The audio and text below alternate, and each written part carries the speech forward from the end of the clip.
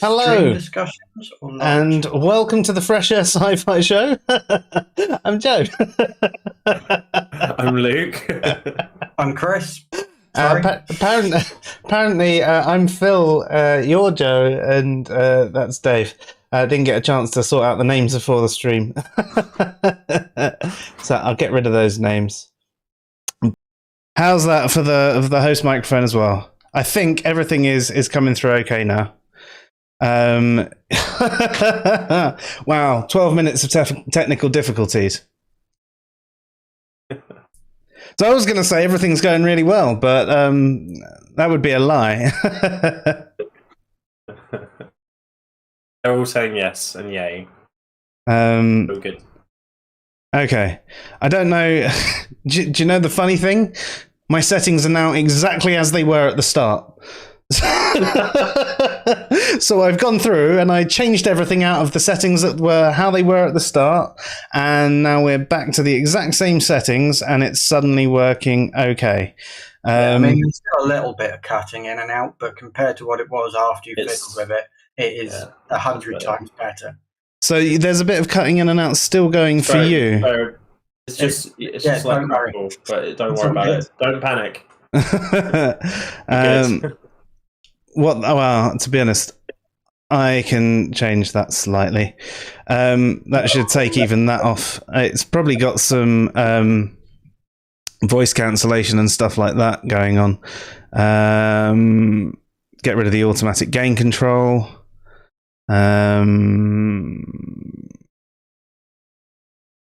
Philip says it's perfect on stream. Okay. So maybe don't. How is that any better for you guys as well? Like coming through to you now? It's fine. It's fine. Honestly, it's so minimal. I can cope with it. Okay. I really wonder what it is doing it. It might just be that I need to switch over to a different mic cable, but it shouldn't be because that hasn't changed. How bloody frustrating though, hey. Cool. So I do apologise to everyone out there who has come in and had to listen to me mess around with the screen settings and everything like that. I'm glad the stream isn't getting the cutting in and out. If I'm probably coming through too hot now, because I've probably got a boost on somewhere that it wasn't before. So I do apologise. Look at it. Look how hot it is in this room. I'm drenched. I thought a nice cool shower before the stream would cool me off. But no. Right, okay. So tonight's stream...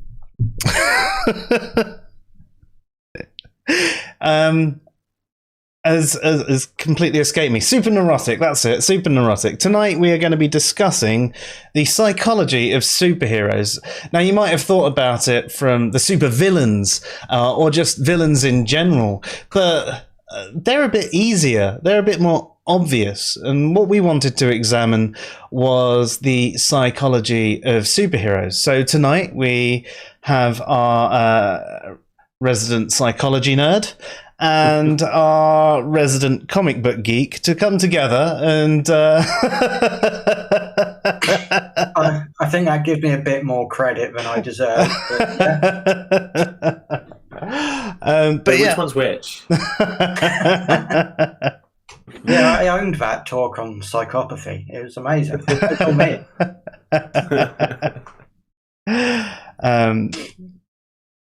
But yeah, so we're just going to have a little chat around them. We're going to look at specific heroes, but also think about, what separates heroes from normal people. Because the average person who might be struck by these sorts of powers, well, what's going to make them actually want to be a hero instead of actually just using them for, say, personal gain or something like that? Now, was it Spiderman, at least in one of the universes, that actually started out as doing robberies? Either of you can correct me. Spiderman started out as a wrestler.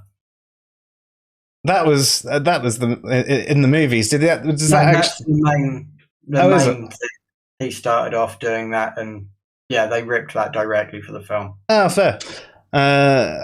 So there you go. I mean, there was obviously something there where they in the first instance, thought, well, maybe I should, do something for my own gain. But obviously that all turned around.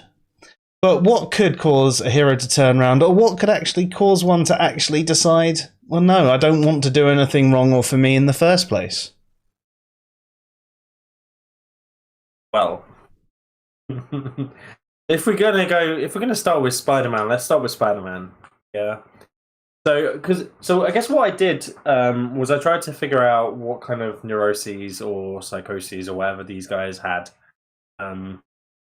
Or in one particular case, it's just a condition rather than any kind of like mental disorder. But Spider-Man has, I think, a couple of things that he could probably be diagnosed with. And before we start, I must have a disclaimer: I'm not a psychiatrist, so I can't diagnose anybody with any kind of mental health disorder. This is all for fun and not intended for educational purposes. Although hopefully it will be mildly educational. But please don't come to me thinking I can diagnose people. So I think Spider-Man, the first and foremost thing that came to my head is anxiety, right? Yep. He's just a ball of worry. He's just constantly worried about things. He's worried about his friends and family. He's worried about making sure he's doing the right thing all the time. He's worried about how he's gonna be perceived by others and scrutinized. He's definitely got some self-esteem issues, which come out when he's in his anonymous phase, which kind of we see with online behavior, don't we? With people when they on a mask essentially, and they go online and they can become very kind of like different to their actual real life persona. So there's various things, and I think the best diagnosis for him comes under generalized anxiety disorder, which is quite funny when you look at the universe that he exists in as well, because that is certainly perpetuated by the fact that he is constantly portrayed by Jameson as menace across all of media, and no matter how good or no matter what he does that is good or what he achieves, he is still perpetually portrayed in that manner. Yeah, which actually you see, I think, in the films and in the comics, he's constantly trying to prove Jameson wrong. Yeah, because he's anxious about that perception, right? Yeah. Although I do think in the films, I can't remember if it was an actual scene or a cut one that went into a director's cut, where it shows that Jameson's actually doing that to push Spider-Man to be better. Because when he's questioned by the Green Goblin, like, who is Spider-Man? Where is he? Where can I find him? He sticks up for him, and that's in a cut scene, I think. I think so. Cut scene. Not like a cut scene, like a scene that's cut. Yes. But is that true to the comic? Not that I remember, but I've not read Spider-Man since for any comic book fans, since the Clone Wars, Clone Saga first came out. So, okay, 2000s, late 90s. Was the clone stuff in the Ultimate? I don't know. It was before. So obviously, they had the Spider-Verse stuff, didn't they? Oh no, that was it, wasn't it? It was the TV show was doing it as like different dimensions, but the comics were doing it as clones. Yes, and you had Jackal, who was making all these different versions and made a badass version called Kane, who, instead of climbing walls, if there was a bad guy running away down an alleyway, he'd put his hand on the wall and use the stickiness to pull the wall down on top of his enemies, which is fucking badass. That is quite good. Sorry, I got on a sidetrack quite bad. No, that's fine. I'm fully expecting sidetracks during this conversation about our favorite comic book moments and film moments. So, but yeah, I definitely agree with you with anxiety with Spider-Man, because that even comes out in when he's fighting villains, because he's incredibly strong. He can lift like 15 tons or something ridiculous. So every time he's fighting, say, Dr. Octopus, who is a normal human but with robot legs on his back, he can't punch him as if he's meaning to hurt him every time he throws a punch. So there's going to be that anxiety and worry even when he's trying to do his job in the moment. Yeah, absolutely. And based on the last movie that was released, how do you think something like that will fuel his anxiety being outed as Spider-Man? Well, that's going to be a fun thing to see. But I think he's quite introverted. You can tell that in the things they do a very good. I think Tom Holland does a very good job of portraying somebody who's a bit more introverted, a bit more like kind of just has his isolated friendship group, and that's who he cares about. So I think that it will be quite interesting to see how he copes with that stuff. Although they do seem to be making out like he's going to be the next Tony Stark. And there is an element of this is something else that I think is really important to go into with Spider-Man, actually, especially in the most recent movies. There's an element of like worry of living up to somebody else. Yeah, and I think he was searching for a father figure when Tony Stark arrived, right? Because obviously Uncle Ben died at whatever point in that timeline, we don't know.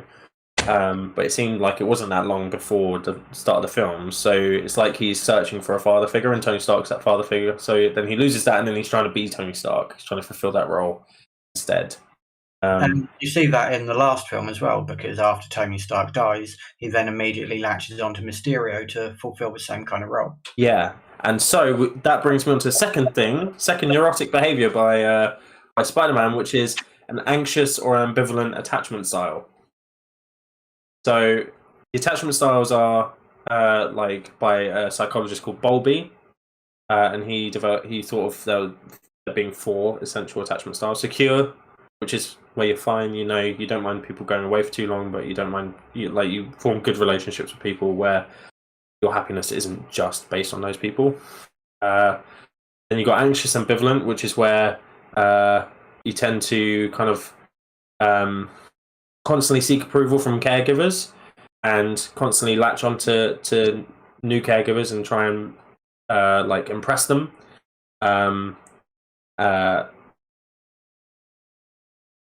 Usually being emotionally dependent on those individuals.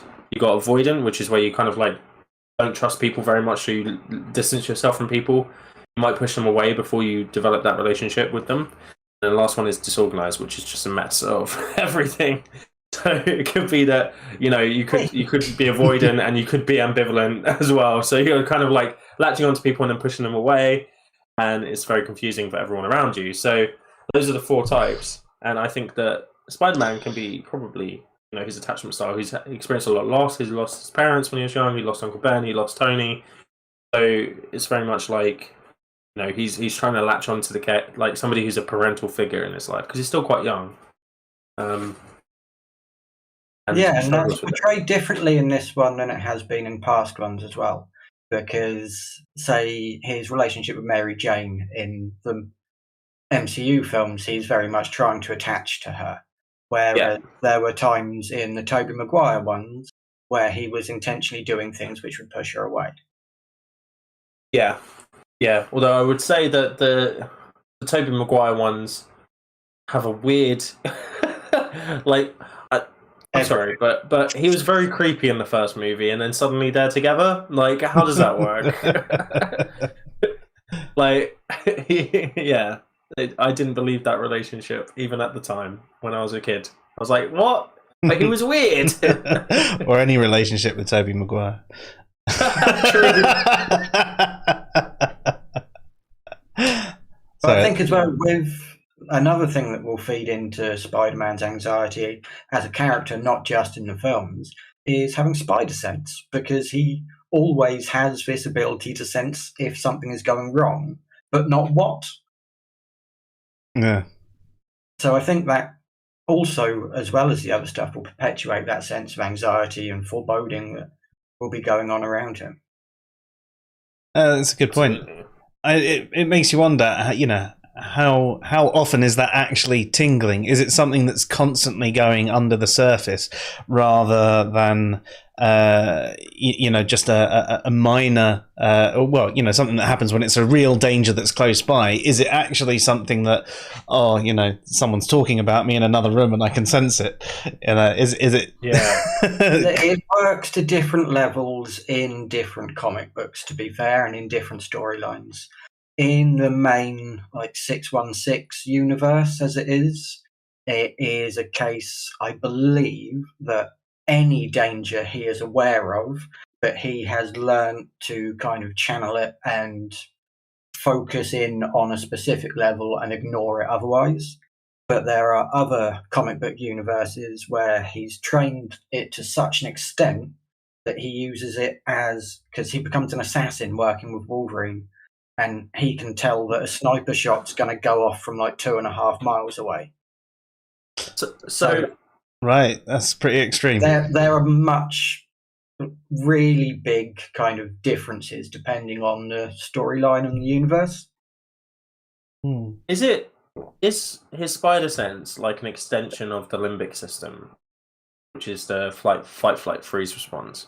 If so, that is the primary kind of system involved in anxiety. Where you have this adrenaline rush, your heart starts palpitating, you start sweating, your hair stand on end, you either fight, flee, or freeze, or appease. That's another one. It would make sense that it would be. Sorry? Don't they call the other one fawn for the appease, so it still carries on the Fs? Well, I like the rhyme. But yeah, I guess so. That could be that as well, couldn't it?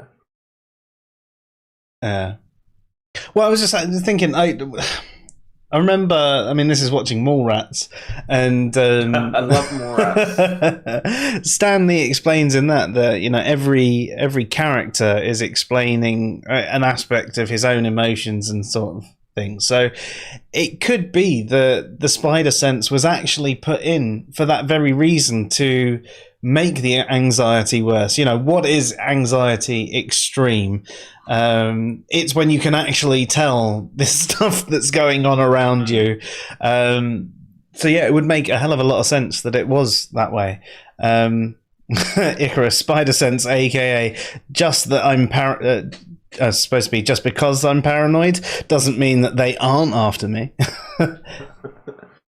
Was the thought of being Tobey Maguire the reason Kristen Dunst screams so much in those movies? Yes, 100%. Tobey Maguire is right.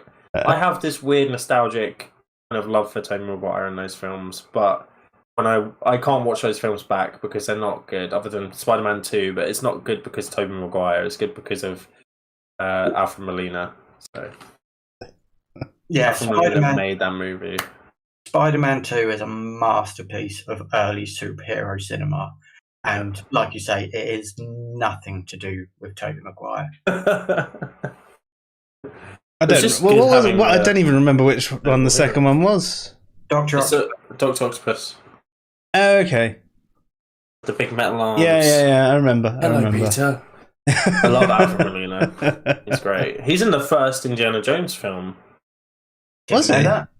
Yeah, so he's in The little boy. What's it called? No. He's one of the. So when he's first raiding the tomb, Raiders of the Lost Ark, right? So he's raiding the first tomb and he gets that little golden statue. Mm-hmm. And he's with two guys, and one of them says, "Throw me the statue, and I'll throw you the whip or whatever." And then he throws him the statue, and he lays the whip down and runs off. Yeah, and then later on you see him spiked in the wall. That's Alfred Molina. Ah, there you go. Didn't know that.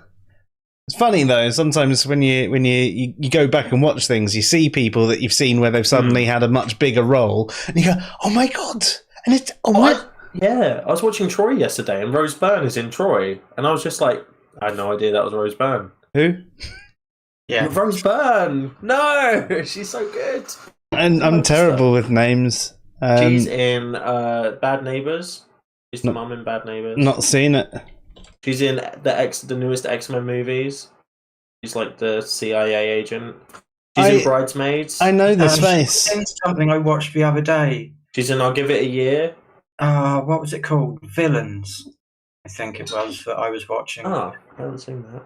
I have seen Insidious as well, apparently. Oh yeah, she's the mum in Insidious. She's very. I've not seen that either. But... just because it's going to annoy me, it's Moira Taggart in the X-Men films. There we go. Jexy! Yeah, she's the voice of Jexy. Have you seen that? That was entertaining. No. Oh yes, she was in X-Men Apocalypse, and yeah, quite a few things. Yeah, fair. No, I'm just going down the list. She's in Troy as well. And pretty much apart from the X-Men movies and Bridesmaids, I don't think I've seen anything that she's in. Oh, she was in 28 Weeks Later as well, and Sunshine. Fair. Fine. Yeah. Okay. Anyway, sorry. Back to the stream. So, I mean, we could say that everything from Spider-Man essentially extends from anxiety, as you first brought up, and the spider sense is actually the exaggeration of his anxiety disorder. It's just turned it into its own power in itself. So not only is he an incredibly anxious person, but he his anxiety is fueled by his power. And then you also mentioned he had a bit of an attachment disorder as well. And what's his other power? Well, he can attach to things. He's got that is lateral thinking at its best. I love that. I did not make that connection. I appreciate it.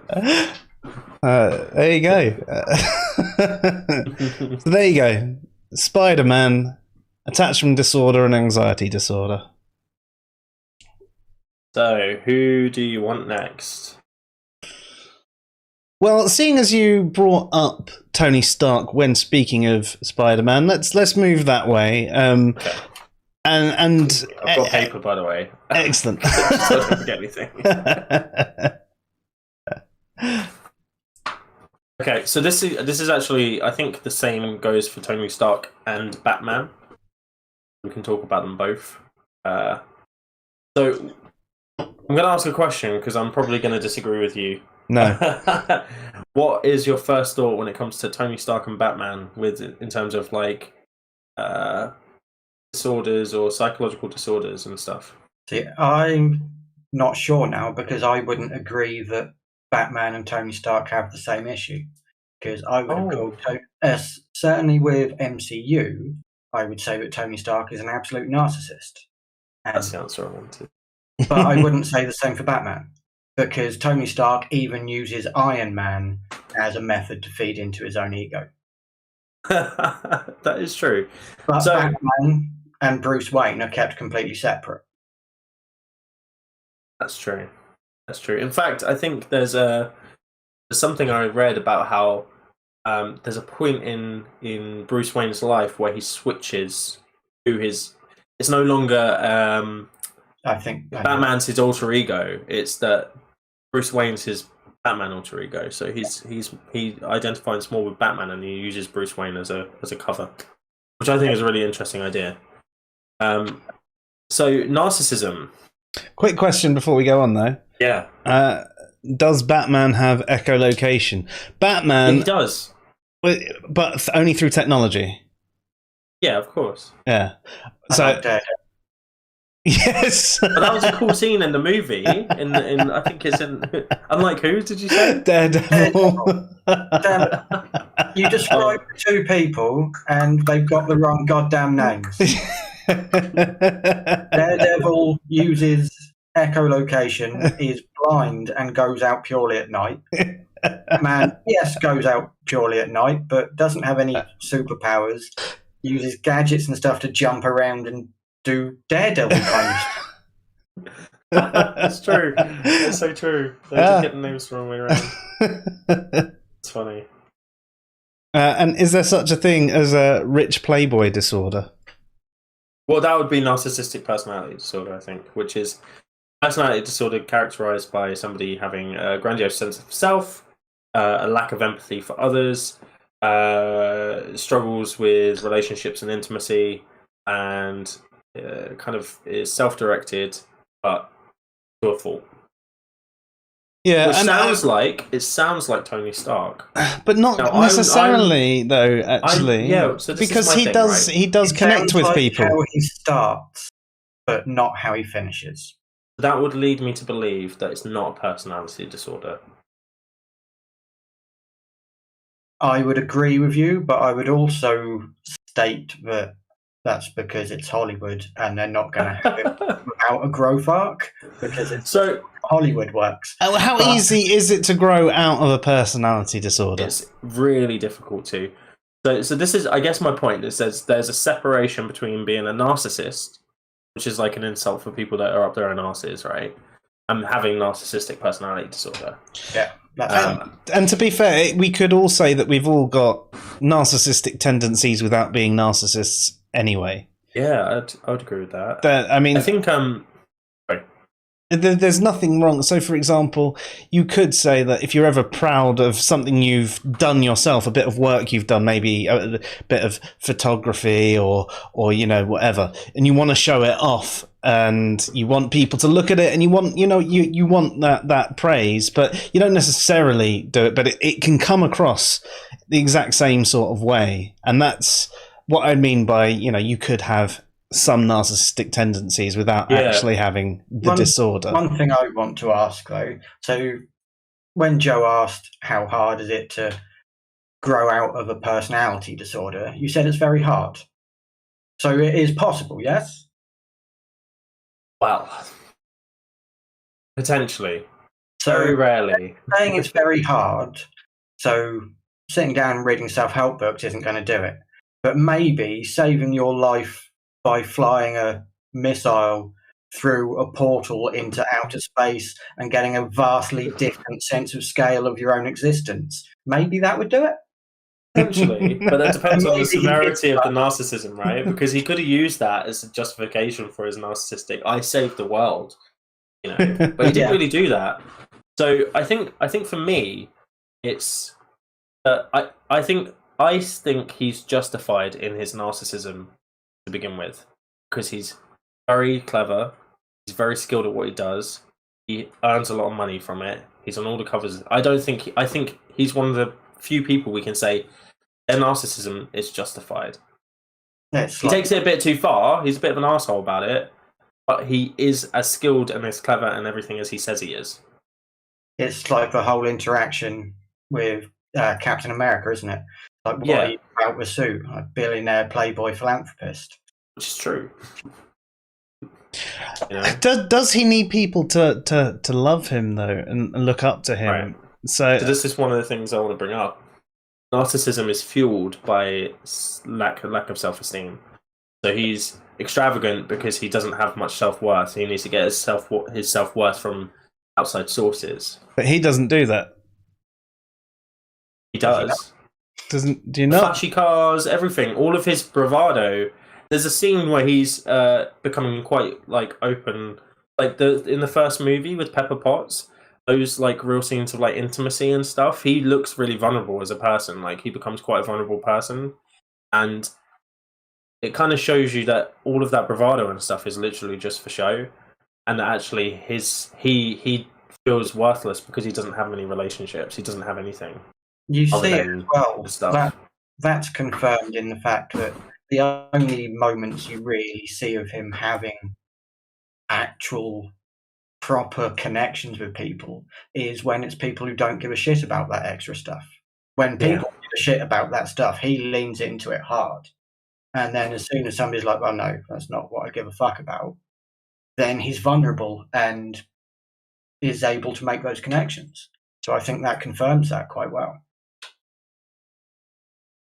So first thing, lack of self-esteem for Tony Stark. With narcissistic tendencies, but not narcissistic personality disorder. Yeah. The next thing, which I think Marvel did incredibly well, but this does link with Batman as well, because this isn't the entire reason Batman does what he does, is post-traumatic stress disorder. Now, I think Marvel does it incredibly well in terms of over the films, all the way up from basically Avengers, the first Avengers movie, to because up until the first Avengers movie, he's kind of like, I'm Iron Man, I can do what I want, I'm invincible kind of thing. He gets stuff done, and then he has that wormhole incident, and then has in the next movie has terrible dreams and nightmares and stuff. He ends up becoming fixated on building all the suits in order to protect his family from an unknown threat and the world from an unknown threat. He invents Ultron for that very reason, and it all leads up to the point of Endgame, where he's trying to where he finally can rest because of it. But it's just like there's a scene with this young kid in Iron Man 3. Yeah. Where he's kind of like having panic attacks because he's like having flashbacks in those moments about being triggered by talking about the wormhole and stuff. This kid talking to him, and that's a total PTSD symptom. So yeah, I think that PTSD is a real strong one for Tony Stark, and they did it in such a good way in the films. There's a comic book run as well that they almost kind of nearly tried to touch on in the second one, called Demon in a Bottle, which deals with his alcohol addiction. Yeah, which they didn't touch on in the films per se, but they almost did. I think they implied it, didn't they? Yeah, in number 2, they kind of almost did a little bit, but the entire production story of that film is a fucking mess. Yes, that's true. Yeah. If you want any more info on that, go watch a film called Chef with Jon Favreau, and then look up on YouTube a video. It's called something along the lines of Chef is actually about Iron Man. Oh, I've seen Chef. It's Jon Favreau, who had all this amazing creative freedom to create a masterpiece, and then his boss tells him, no, we're only going to do the stuff which made us famous. You're not allowed to create more new stuff. So just do the hits from before. And then he gets roasted completely by the critics and fucks off and does his own thing. Oh, right. Yeah, that's fair, actually. Yeah. I mean, I think Iron Man 2 gets given a bad rap, but I think that there was a lot of studio interference, and I think that Jon Favreau did a good job, relative good job. I don't think it's as bad as people make out. I enjoy it. Better than number 3. I enjoy Iron Man. I enjoy all the movies. To be honest, I really liked all the Iron Mans and all the Avengers. But I wish I'd rewatched them before the stream. I grew up with the Iron Man cartoons and really wanted to see him fight the Mandarin. And then they did the fucking Trevor Slattery. I hate that. Okay, I did hate that bit. That bit I did not like. Yeah. And I'm really fan. Is it Ben Kingsley? Yeah. I'm a big Ben Kingsley fan. He would have been perfect as the actual Mandarin. No. Anyway, so I think Batman has PTSD as well, obviously from the death of his parents, which we see in every single movie. Sorry. that ever has been made. So yeah, that, and obviously the situation with the well as well, where he falls into a well and then there's loads of bats, and that's where his fear of bats comes from. That's also linked to PTSD. So post-traumatic stress for both of them. I think narcissistic tendencies, I would say probably for both of them, but not narcissistic personality for either. So with Batman and his falling in the well, creating PTSD, being attached to bats, do you think his becoming Batman and using the symbol of his own fear is kind of like immersion therapy to get over it? Yeah, I think so. And I think that, even his, and I know that people don't kill people generally anyway, but his excuse for not killing people is because his parents got killed and he doesn't want to put anyone through that, right? So that's also linked to his PTSD. So his PTSD kind of drives him in a positive way towards... Doesn't. Sorry? I mean, to be fair, it doesn't. He beats the living shit out of some mugger. Okay. Multiple broken bones, internal bleeding, and then leaves them hanging upside down from a lamppost. That's fair. Minus 20 fucking Gotham night in January. This is my issue with Batman, though, right? Spiderman, for the most part, doesn't kill anyone. and he doesn't boast about it. And that's when his Batman's narcissistic tendencies come in, where he's like, I don't kill a person. I would never kill. It's like, no, Spider-Man doesn't kill anyone. He doesn't boast. No one goes, oh, that's he's too anxious Spider-Man has. He's worried about what people will think. Is hypocrisy part of narcissism? Because Batman's like, oh, I won't use a gun unless it's attached to a motorbike or a car or a plane. Yeah. Guns all fucking over the place. But no, I won't hold a pistol because that's wrong. Fuck you, Batman.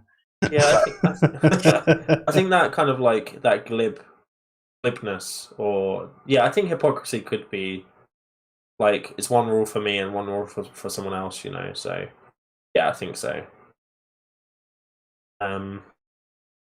Yeah. Yes. So a comment from Icarus quickly saying Daredevil is basically Justice is Blind and they made it into a comic book. See, I didn't read much of Daredevil stuff with comics. It was only reading crossovers. But I know in the much maligned Ben Affleck film, he started off killing people and then... Oh yeah, quite savagely as well. You see that light at the end of the tunnel? He didn't. Well, he wanted like supreme justice. Like I feel like he could be like prosecuting a mugger, right? Just somebody that robbed someone, maybe at knife point or gun point or whatever, but didn't hurt anyone really. Just took something, right? And then he fails prosecution. That person gets let off, and then he goes and kills them in that movie. It's basically the story of Dexter. It was worth it. Except he kills people that don't deserve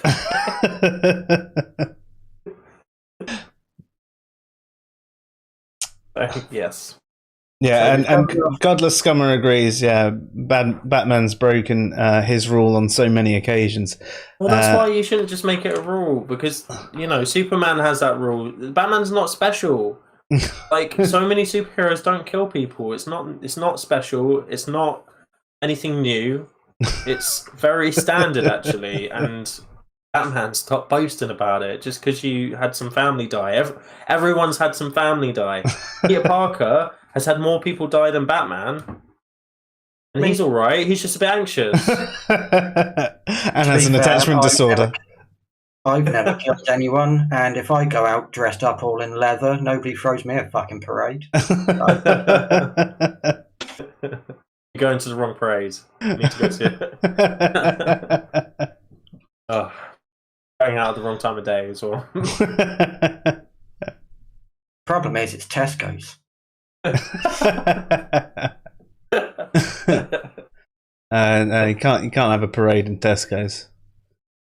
Aldi or Lidl, probably. Well, they are German, so they'll appreciate the leather.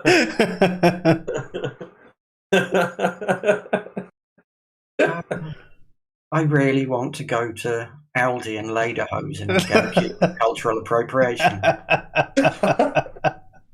Yes, I don't think most of the employees probably just don't know it's German. They're probably just like, "What are you doing?" I just want to scan your food. Get out. God damn it, I learned to play Oompa music for nothing! I mean, is technically Oktoberfest cultural appropriation in a way? No. No? Why not? There's no oppressed people in that situation. I know it's completely irrelevant to what we were discussing before, but I saw a good rule of thumb before, is that you shouldn't consider it cultural appropriation if it's from anybody who's ever had an empire. Yeah, okay, that's fair. It's like, no. But that's everyone, basically. Not far off, yeah. Yeah. Well, that makes it easier, doesn't it? Everything's fair game. Right, who's next? So next, I think, let's talk about something slightly different, because we've got another mental disorder coming up, but let's talk about a developmental condition. We're going to be talking about Drax. So I think this is quite a good one, because I think that it's not overt. They don't say, "Oh, Drax is autistic," but he definitely represents kind of the way that some autistic people think. So, Can I say, as a resident autistic person here, I'm going to be interested to see how this goes. so I mean, there's been lots of articles and stuff about Drax and about how it's good to have him representing people, even though it's not explicit, because obviously they don't have autism in space. So. I bet that's a sentence you never expected to say. Yeah, actually, it isn't. But now I've said it. Maybe we'll have autism in space at some point. Who knows? So this is actually quite interesting because this is, I work with people with learning disabilities and autism. So it's interesting to see how they kind of developed that. I'm not sure if they went in with the intention of making him have the same kind of impairments that people with autism have. Well, I mean, wasn't Drax, his entire people are supposed to be like that, aren't they? Yeah. So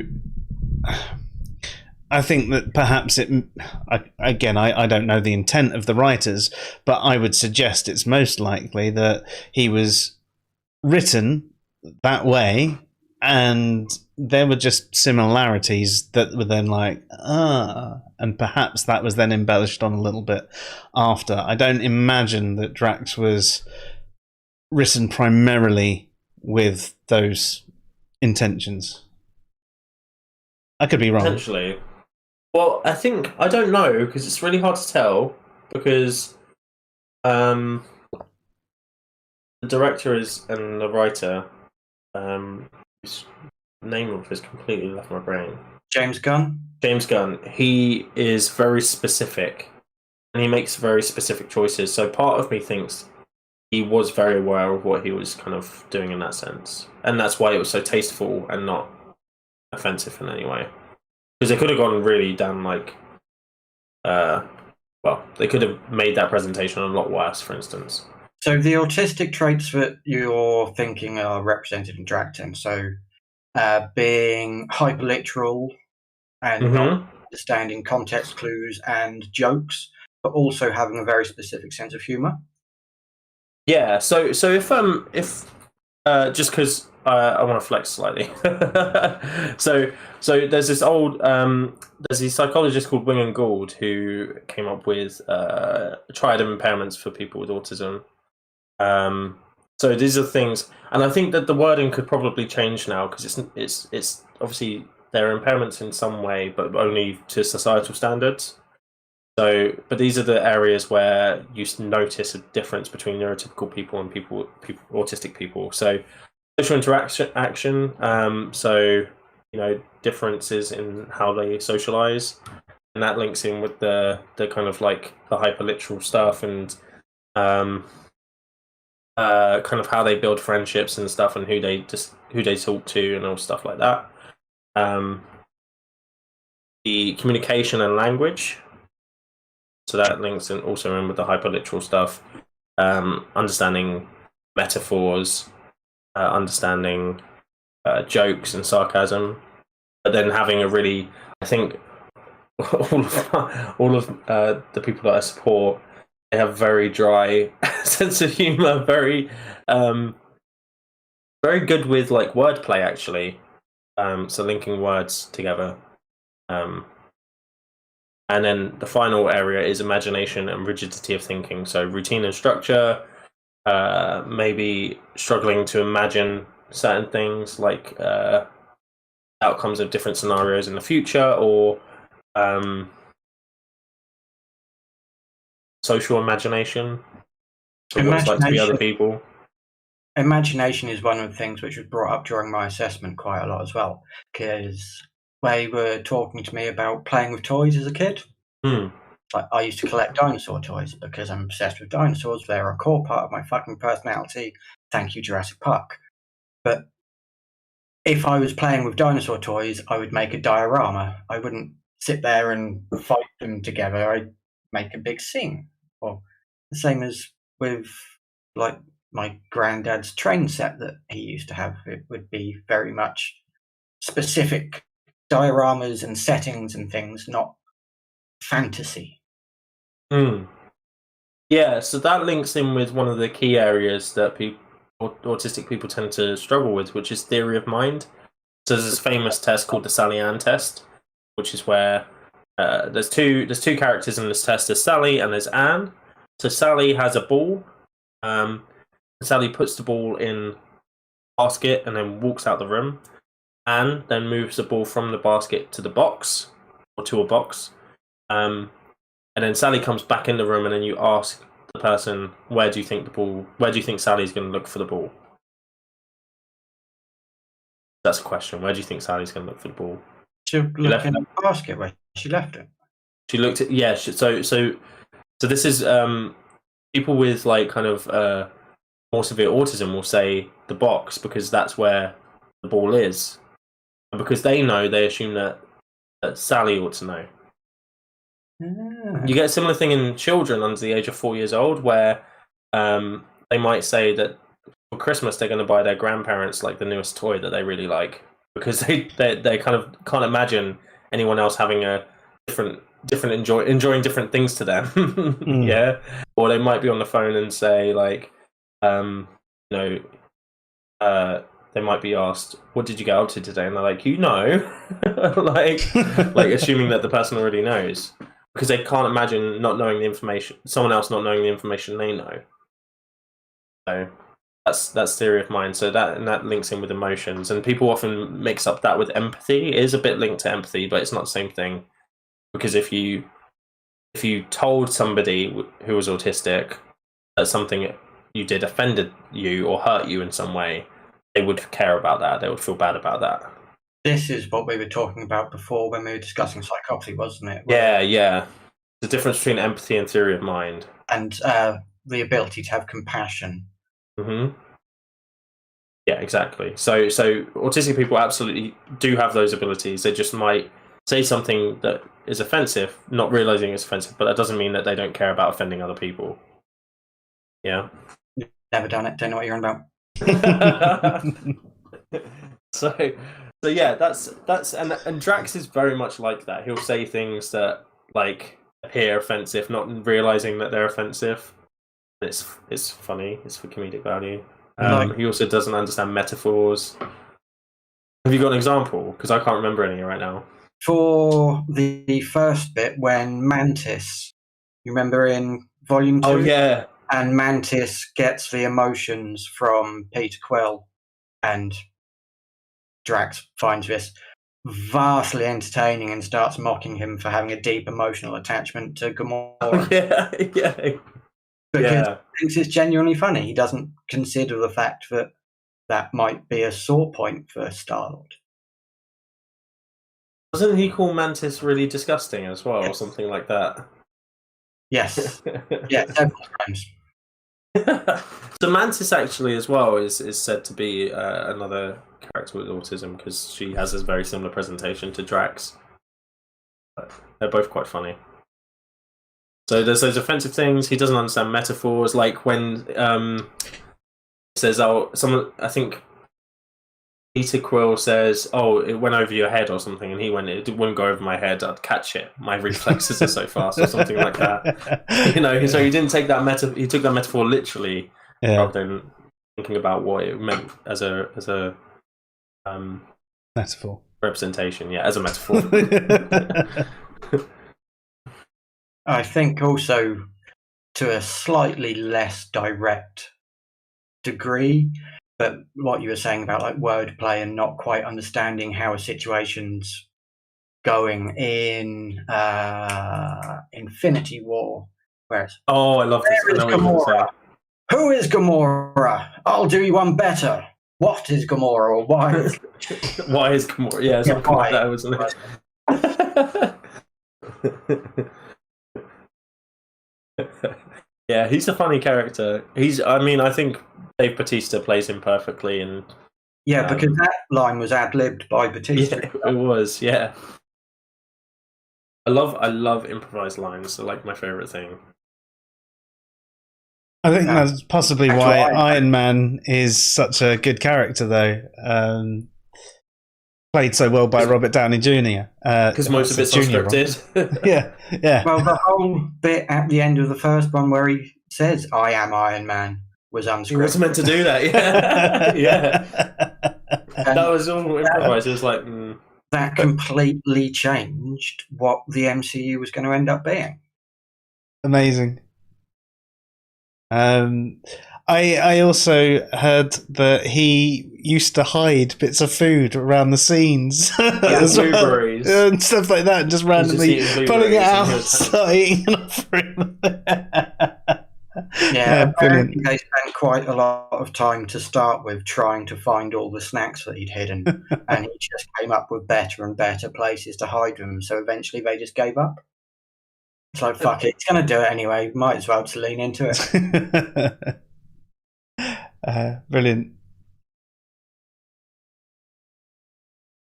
Oh, there's one from Godless Scum has just come in.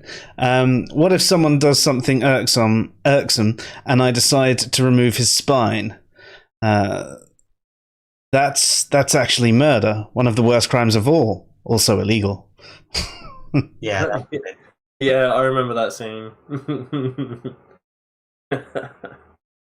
That's funny. So, yeah, I think... Sorry, go on. No, I was just going to say. So, I mean, I think it's fair to say that, you know, as you said, it's not over the top, not someone necessarily like in your face and. What's the words I'm looking for? It's metaphorical enough that autistic people won't pick up on it, apparently.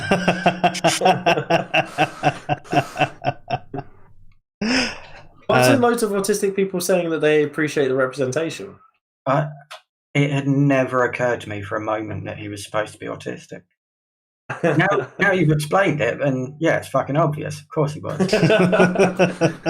So I think what's really good about it as well is that it's not explicitly said. It's like there's a book called Curious Incident of the Dog in the Nighttime, which is clearly written about like a teenager who has autism, and it doesn't mention it once. It doesn't say autism or autistic or ASD or anything in it one time, but it's just how I think his name's Chris. Chris thinks, you know, so it's good, and I think that's better than labeling it from the off and then assuming that people will then, you know, have a understand the connection, if that makes sense. So potentially, yeah. And I would just add that it is high functioning autism, because or Asperger's. I don't know. Some people prefer, but people in the autistic community dislike both of those terms very much. Really? Asperger's because it's named after a Nazi who sent. Well, yeah. And high functioning and low functioning is very much frowned upon in the autistic community because, as you alluded to before, it's measuring our worth to society, not anything else. Well, so I think because the people that I work with have a learning disability, and autism and learning disability are correlated quite strongly. But there are, and then there's people who have Asperger's or high functioning autism. I don't know how else to describe it because that's the only technical phrases I know about it. Who are usually actually have a higher IQ because learning disability is linked to IQ. So autism is a really interesting thing because it can affect people in quite different ways. But I think the one that we see in the media portrayed more often is the kind of people who can function independently. Not quite what I'd say is how it's normally portrayed in the media. It's normally as a fucking superpower, but socially completely inept. Like, oh, he can't talk to people, but you see him look. Fucking... Like they usually go for the savant syndrome type thing, right? Yeah, like Rain Man. Which I think is why Drax works because he is completely like he'd be able to function on himself, like he'd be able to go eat and make friends. He's part of a team, you know, but he's just got some quirks and some things that he just doesn't quite get right socially. As Godless Scummer says, it wasn't virtue signaling and beating you over the head with it. Yes, exactly. Icarus has a question though. Is the Flash in the comics autistic too? I have no idea. I've never read a Flash comic. Well, there you go. Again, and I won't. Overs, but I've never read an actual Flash comic. Did you ever see Alphas? Great TV series, only 2 seasons, but there was the autistic kid in that, wasn't there, who could pick up the different, was it sound waves and communications and like literally pluck them out of the air? I think it was supposed to be like radio waves and things, not sound waves, because he was interacting with like the internet and stuff without being at a computer. But it's a long time since I've seen it, so yeah, me too. It just popped up because of the conversation.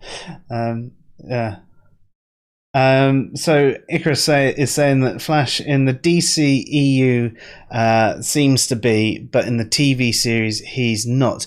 Now I would say so he's basically talking there, like Justice League and stuff like that. I would say he's not. I don't think he's autistic. I would say he's ADHD. Yeah, no, that makes sense. If you experience the world like that, I imagine it'd be quite hard to not be ADHD. Yeah, 100%. Because you're thinking so quickly. Yeah, a conversation like this, where I make one response to you, he could have gone and read a library. Yeah, that's a fair point. I would find it very hard to have my attention. Oh, I do find it very hard to have my attention kept, but that's not why. But if I could do that, it'd be much harder. It's like between 2 words. In your fucking black and white joke, I could have gone and saved an entire planet population, and it would have actually been a worthwhile use of my time instead of listening to that fucking joke. How many times have I made you sit through that one now? I remember 3. You blanked out for the rest. Yeah. I'm surprised you remember that many, to be fair.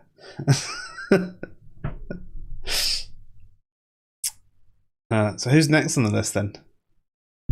Well, so going back to mental illness, because I like to mix it up.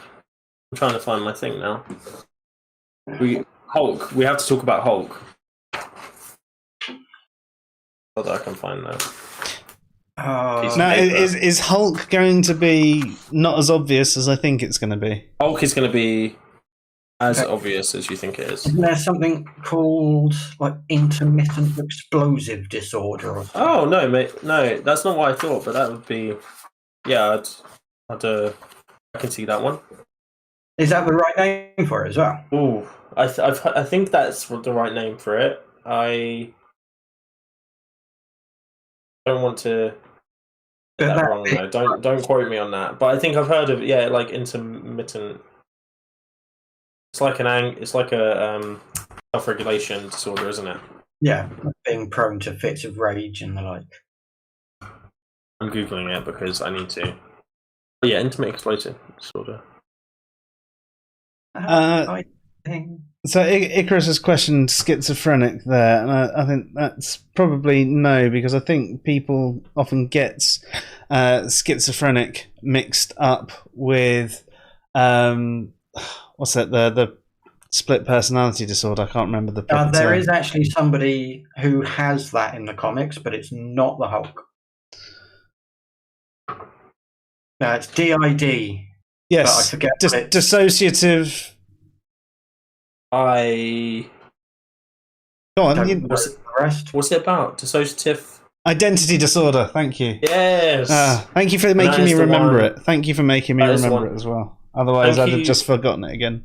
Thank you, Joe. Though, because schizophrenia is a psychotic disorder based around positive and negative. So schizophrenia is a specific set of psychotic conditions, symptoms that come together in a specific way to be schizophrenia, basically. And it's very loose, so you can have, there's like a bunch of different positive symptoms you can have, which aren't positive, they're just like their hallucinations and delusions, and then you can have a bunch of negative symptoms, which is like catatonia, lethargy, undereating, and stuff like that. It kind of looks like depression, but it's more based around psychosis, which is hard to explain. So schizophrenia isn't anything about the personality. If you want a good film about schizophrenia, I don't know how the film looks to people who aren't trained in mental illness, but there was a great film I watched the other night called Fear of Rain, which is, I think it's quite a new film. It's on Amazon or Netflix, and it's a very good representation of schizophrenia. Like I would say that from people I worked with in the mental health ward, I would say that that's probably really accurate. Not that I know how their experiences are, but I would say that that's accurate how they told me what they were experiencing. Yeah, because I don't know enough about the character for us to actually delve into it.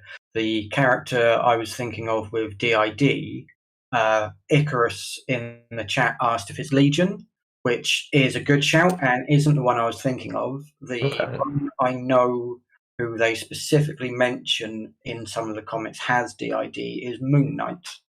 Oh, I don't know that character. Is that a Marvel character? Yes. Oh, yeah. Okay. Moon Knight. Yeah, they're doing a TV show, I think, and I believe it is Oscar Isaacs playing him. Oh, he's the one that they're playing. Okay, I've seen him in photos, but I didn't know who he was playing. I just knew he was joining. He joining the? What's it called? Not the Immortals. It's something like the Immortals. So I can't remember. The Immortals was a rubbish TV show. Anyway, yeah, it is DID though. It was dissociative identity disorder. That's the one I picked. I would have gone for anger management if they didn't have to anger management. Sorry, anger or like a self-regulation disorders. Like I did just Googled intermittent explosive disorder. It's exactly what you said. So something like that. Yeah, but the reason I didn't was because, especially in the movies, they have in everything they have very clear identities and are able to communicate between each other internally. But also, Bruce Banner doesn't have any recollection of what he's done when he's been Hulk. Usually, just moments. Well, it's like moments, but he's not necessarily experiencing it in the same way that he would experience his existence, right? And that is exactly what dissociation is. So dissociation can come in a number of different ways. But one of the main ones is kind of there's a couple. So one is you feel disconnected from the reality you're in. So it's almost like you're looking through another person's set of eyes, and they're kind of doing stuff, and you're not in control of it. You're kind of just a passive observer. That's one level of dissociation. Another one is where there's just kind of there's a period of time where you do things, and then you have really spotty memories of what you did in those times, and it feels like it was like a dream, like you were kind of observing it through someone else's experience. And then the final one is total amnesia, so you don't remember at all what you were doing in that time, but you might have had conversations with people, you might have made yourself a dinner and stuff like that. So Hulk's experience and Banner's experience are two very separate things, and that's why I would go for DID. But so I'm only going on very limited knowledge, of course, because I'm not a psychologist by any stretch of the imagination. But so in DID, is it possible for them to end up? So say somebody had two specifics. They've got the core and the alter. Is it possible for them to merge the two?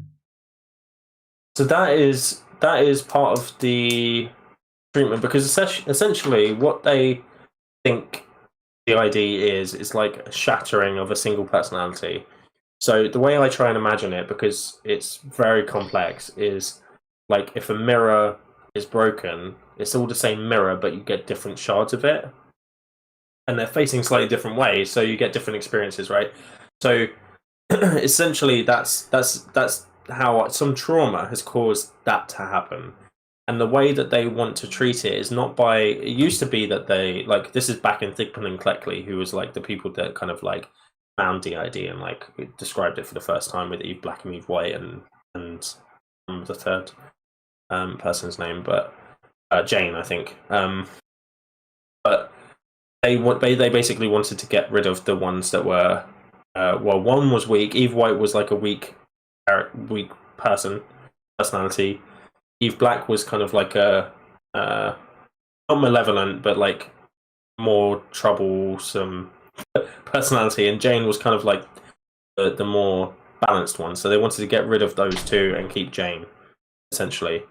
That's quite an old school view of how we treat it now. I think we either help somebody manage it a specific way, or we try and do that kind of merging of like basically trying to realign the mirror to be one reflection with some cracks in it. But I think so early on, Hulk would have been suffering with DID, but then when we get into something like Endgame, where it's the Professor Hulk, where he's a total personality now, yeah.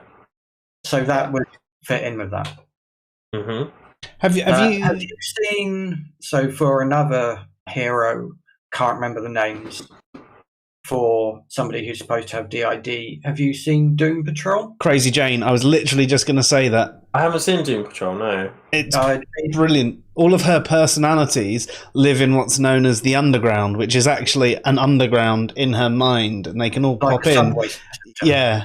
That's something that they report is like there has been like internally that there's like a meeting place for some of them where they interact with each other.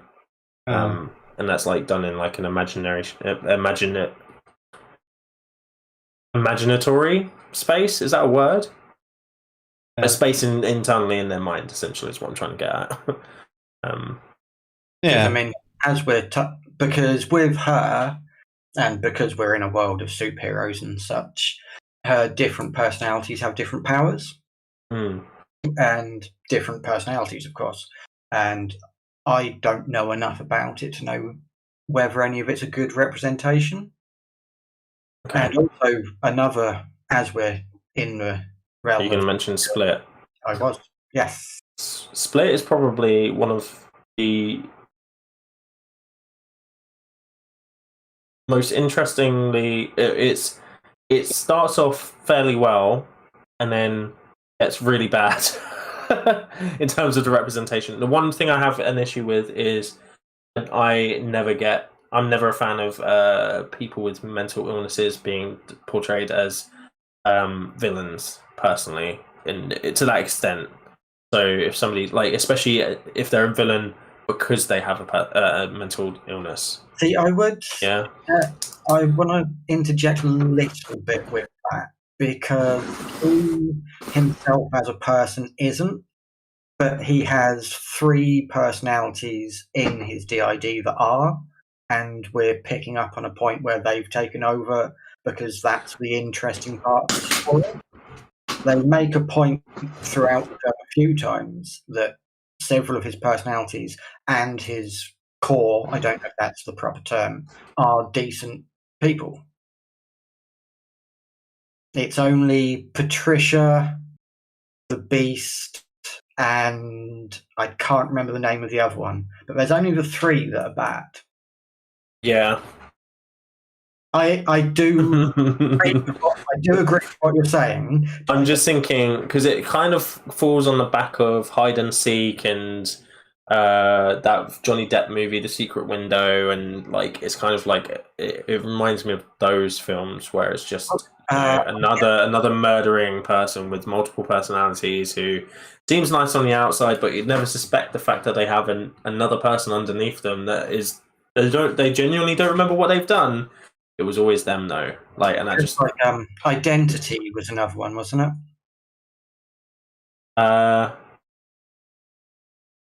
Yeah, I think so. I don't think I've seen that, but I think I heard about it. I sometimes avoid shows like that because I know I'm going to get annoyed. Which is why I haven't seen Glass yet. But I want to see Glass. Wait, not Glass. What's the new one? No, that was Glass. Glass. Is the new one. Yeah, it's Unbreakable, the first one, isn't it? Yeah.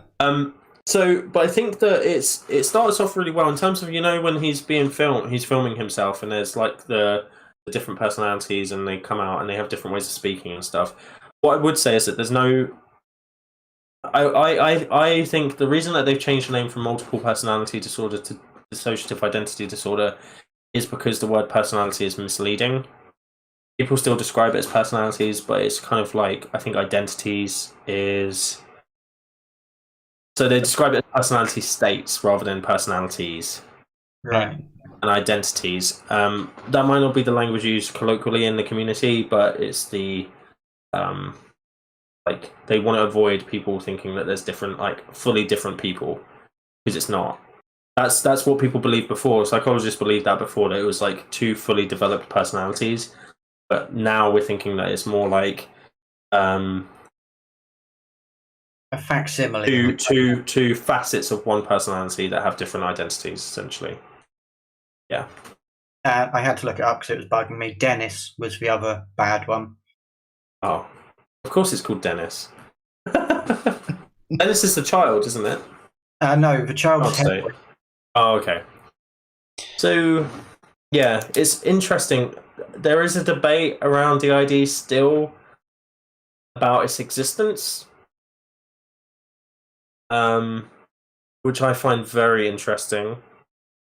I've met somebody who's been diagnosed with DID, and they did have two very different states that they would go into. But there is still an ongoing debate about whether it actually exists or whether it's a different form, a type of personality disorder or something. Which is interesting. But with the Hulk, I think it's very clear. But yeah, I would... it is with Crazy Jane as well. I really recommend you go and check out Doom Patrol. Because... Okay, yeah. I've seen that advertised and it looks good, but I don't watch many TV shows. Anything with Brendan Fraser in gets a pass from me. It's got Brendan Fraser in it. Okay, that's persuaded me. And Matt Bomer. That's his name. Have you ever watched White Collar? No. I mean, let me quickly.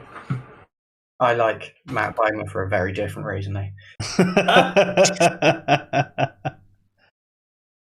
You know that there is a genre of TV shows where it's intelligent arsehole comes and saves the day? Oh, yeah. That's White Collar.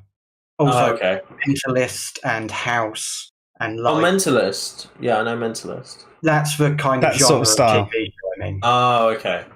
It's like, look at all these... Mentalist. Look at all these idiot plebs struggling at their job. Here comes an intelligent arsehole to save the day. Do you know The Mentalist was actually directly, partially based off of Dan Brown? No, I didn't. Yeah. It's on...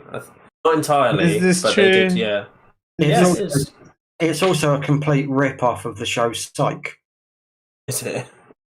Yeah, Psych is also somebody who trained to pretend to be a psychic and then goes and helps the police. And that came out a year or two before Mentalist did. And they ripped the piss out of the Mentalist for it in the show. It's amazing. Brilliant. See. And Lie to Me is kind of based on a real person as well. Yes. Yeah. Lie to Me is bullshit. It is, but it's based on real life bullshit by somebody called Dr. Paul Ekman. Yeah, it's real. But they actually solve cases in Lie to Me. that's not so much the case in real life. Did they not at all? It's very a total pseudoscience. I'm sorry, but it is. I can't defend it at all. But it is a very entertaining show, and Tim Roth is fucking incredible. And right, I love that show. I have to be fair. I do love that show until the last season, and the last season was so bad. But the first doing a rewatch, and I've stopped watching during the last season. Yeah. There's like a bit where there's this Facebook he owns a social media platform, and it gets really weird, and it just becomes like a hostage situation. I can't remember exactly what happens, but I remember it just being like totally out of character of the show, and I was just like, this is nothing to do with the premise. Just show me Tim Ross staring at people like this, please. That's what I want to see. Yeah, and he links back to the Hulk because he does, because he's Abomination.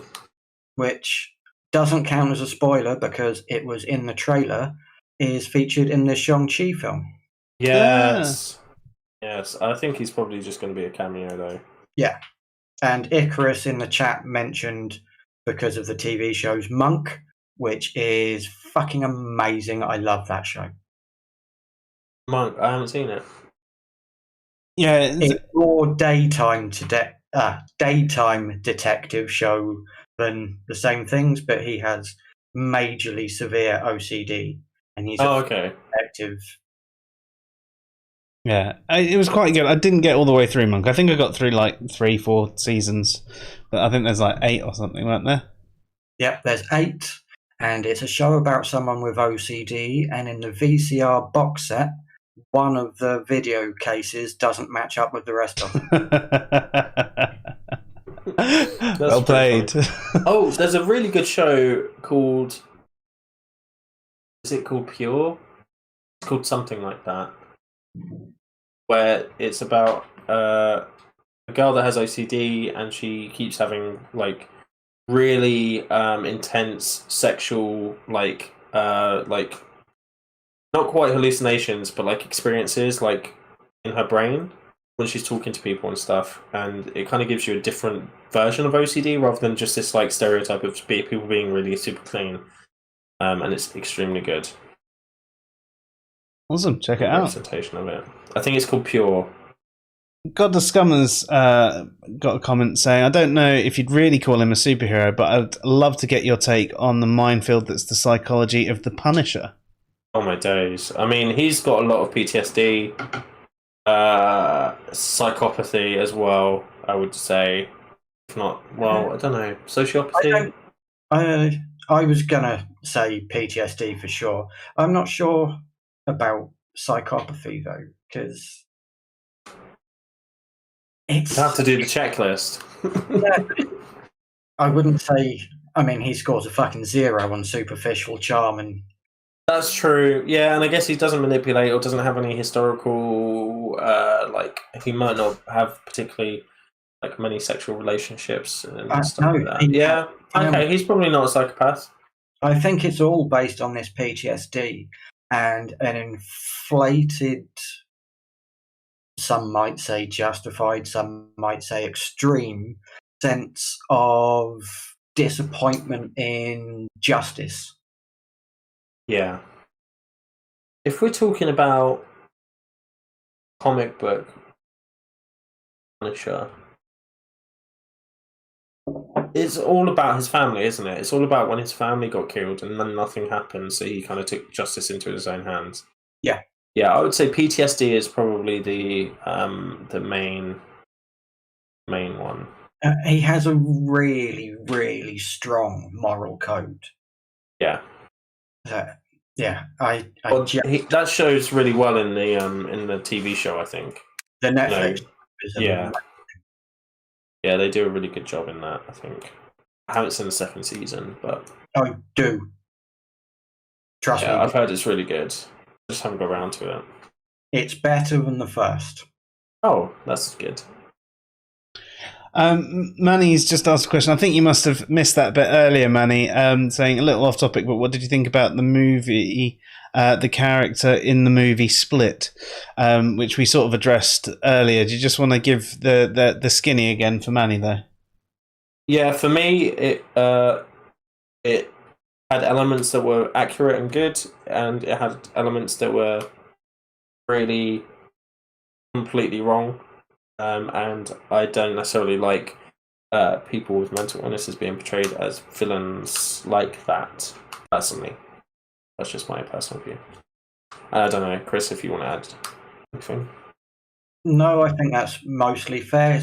Like I said before, I understand where you're coming from with him being portrayed as a villain, but I also think that they weren't portraying the person as a whole as a villain. I agree with that. Just focusing in on 3 personalities within the 24 that exist within him that were bad. But I completely understand where you're coming from with it as well. I probably can expand on it actually a little bit, because I think there's a fear of people with mental illness, generally speaking, in society. And I think that even the concept of one personality or one identity or whatever being malevolent is enough to scare people about someone being crazy or mental or something. It adds just social stigma. Exactly, yeah. So that's a good point. So I think that's where I come from. Like, I try not to encourage with my money, even though my money is not going to make a difference. It's like I don't watch these serial killer documentaries a lot of the time because I'm just like they're like weird to me anyway. I find them really interesting. I find the ones on Netflix are really it's almost like they're jacking off the serial killers, because they're like kind of going, oh, Ted Bundy was really hot. Look at all the women that loved him. And it's like, why? What are you doing? So, stop that. Sex sells. There was a film fairly recently. I forget what it was called. I'm going to look it up because it's a direct quote from the court case where Zac Efron. Oh, Zac Efron. I saw it. Yeah, completely. What did you think of that? Because I thought, because they intentionally didn't actually focus on any of the violence, you never see him commit a crime. It doesn't fetishize the actual criminal acts themselves, the murders. I felt praise the court case and the chase. I felt by using a overly sexual, he's not sexual, but overly sexy star as the lead, who is fantasized by a lot of young women and young men, I guess, and young non-binary people. People. Just go with that. People. Young people, specifically. And maybe old people. Just people. As the lead. And maybe a few animals. And then by not showing the severity of the crimes, I'm not really talking about the severity of the crimes, and focusing on the infatuation that some people had with him, they almost made out like he was potentially an innocent party, and I felt that they were almost kind of like because it went hand in hand. Yeah, they went hand in hand with that documentary, the Ted Bundy tapes, where literally, like, I watched 2 episodes. I think it was like 4 episodes long or something. And in those 2 episodes, they just constantly talked about how charming and how handsome he was, and how he could get away with anything because of that. And it was literally just that for 2 hours basically. And I was just like, what the fuck is this? And I just felt like it was kind of like they glossed over the really horrible stuff, and then it kind of made it seem like what he was doing was he was like a superstar and stuff. Yeah, I get where you're coming from. I think part of the issue with some of the serial killer stuff like that is fetishizing the violence. Yeah, I agree with you. So it's almost like, why don't we just not make them? But they are, and there's actually another new one with Elijah Wood. Oh, who's he playing? I heard about this. The lawyer. It's called, what's the name? The film is called No Man of God, I think. And Elijah Wood is playing the lawyer that Ted Bundy tries to manipulate into being his friend. Right. Not seen it yet, so I can't speak to the quality of it. But sounds interesting, though. Have any of you? Have any of you seen United Passions? No. No, neither have I. So Godless Scummer has said that he likes Tim Roth, but United Passions is always going to be a massive stain on his career. Is that the one where he plays a Nazi? Well, it might be. I'll have a quick. He plays like a Nazi skinhead or something, I think. No, that's American History X, and that's Edward Norton. No, there's a Tim Roth movie where he plays an American a Nazi skinhead, I think. I thought we were getting confused because of the Hulk film again. Well, no. So what I was going to say actually is that if that is the film that I'm thinking of, No, it's a French drama film about the origins of the world governing body of association football. I shall be watching it. I shall never be watching that. No. In that case, that will be a massive stain on his career. Yeah. Yeah. Oh, that's the one where they. Oh no, I know the film. That's the one that came out not that long ago, where the FIFA or the FA or whatever funded it, and it was basically trying to make a movie out of the fact that the FA weren't corrupt. I think, and then everyone was like, "No, you're corrupt," and no one bought it. Yeah, you've got to be somewhat dubious of an organisation that spend many millions of pounds on a piece of propaganda saying that they're not corrupt. Yeah, exactly. Yeah, I agree with that. Shall we move on to another superhero? Yeah. I'm curious who else you've got on your list. Oh, so the last one is Deadpool, because you brought it up earlier. I was trying to think of someone who has psychosis. Deadpool's a very good example, although it's not immediately clear in the films or the comics. But if we're thinking about it contextually, if we were in that film and Deadpool started randomly talking to an invisible individual on the other side of the television screen, or saying that, oh, I'm actually in a comic, so it's fine, or I'm in a comic book movie, so, you know, then we would be saying, yeah, he's definitely psychotic. Comics, he could also be said to have DID to a certain extent because he has two different personalities talking to him. Or that might more be schizophrenia, I suppose. I would say schizophrenia, yeah. So he definitely has delusions, and he definitely has hallucinations. So the delusion would be, I'm in a comic book. Because comic book him shouldn't be aware that he's in a comic book. Yeah. But I mean, technically, it's not a delusion. Well, so that comes into that question earlier, or that statement earlier about how just because I'm paranoid doesn't mean they're not after me, right? It can still be a delusion, but be correct. Yeah. Like, this is what I was saying. So what was it? I was having a debate on Twitter, surprisingly. I think. Don't do it. It's a trap. About mental illness and atheism. Just bringing it back, all the way back. We mentioned it. I'm sorry, Joe. The stream was meant to be about something else. Damn it. It wasn't. Always comes back to atheism. But,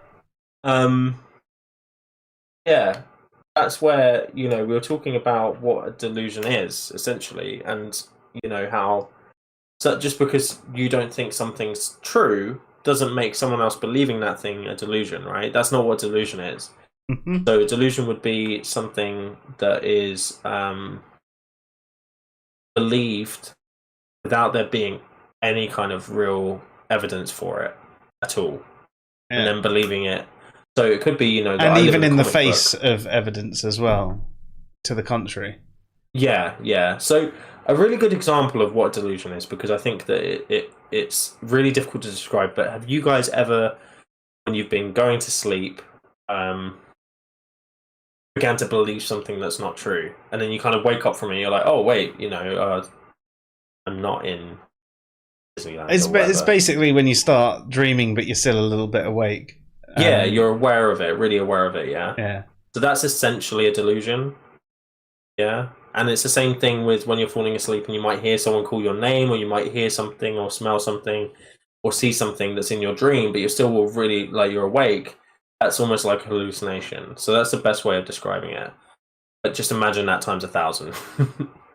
And if anyone's ever taken any kind of hallucinogen, you don't need me to give you a mild analogy before bed, because you'll know what it's like to hallucinate and to have delusions. Yeah. Yeah, but I mean, then in that case, though, drugs, but I don't.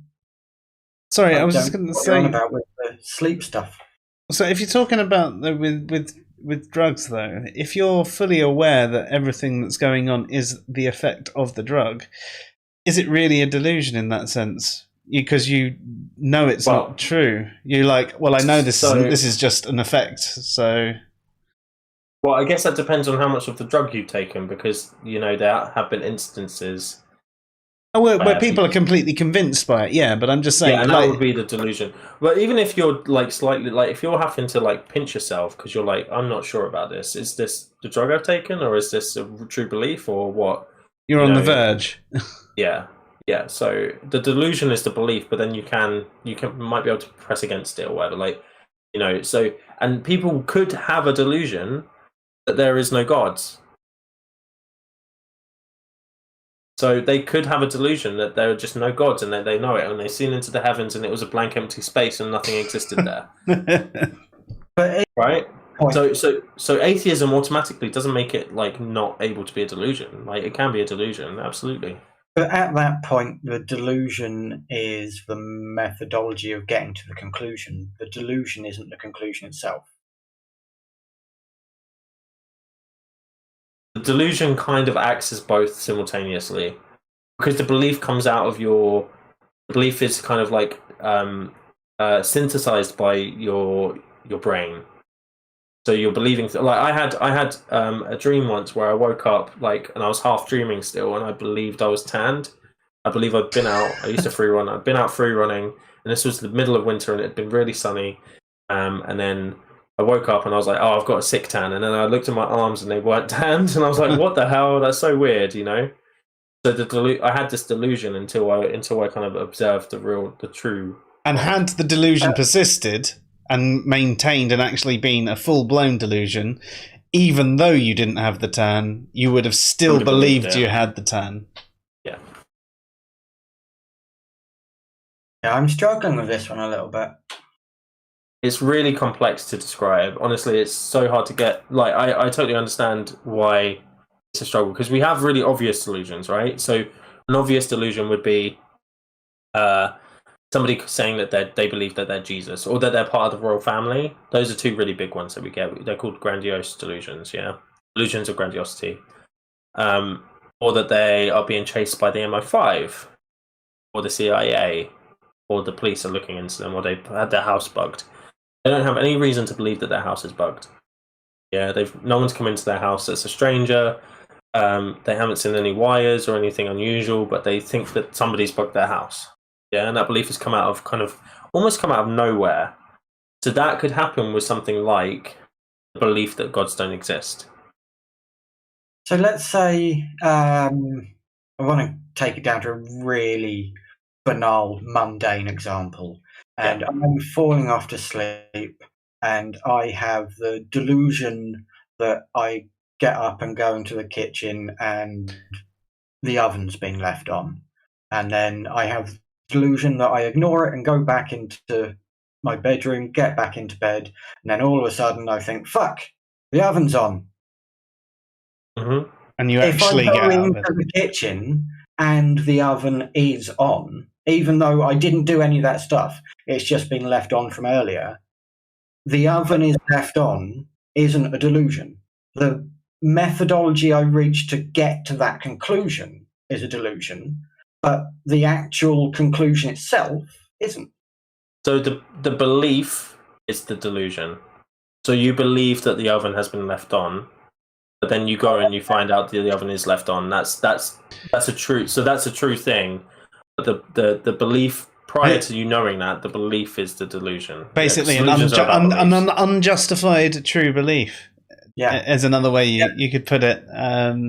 Yeah, I suppose so. But then the other thing, you could always throw another spanner in the works and say, well, perhaps there's mental cues. As you were going to bed, you saw out the corner of your eye that the oven was on, but you didn't consciously pick up on it, and it wasn't until you were in bed and you got the cue of the oven's on, at which point that's your subconscious informing your conscious of something. So this is actually a really important point. So pretty much all the delusions that I've come across have been based on something that person has learned or gone through in their life. Yeah. So delusions and hallucinations aren't based on nothing.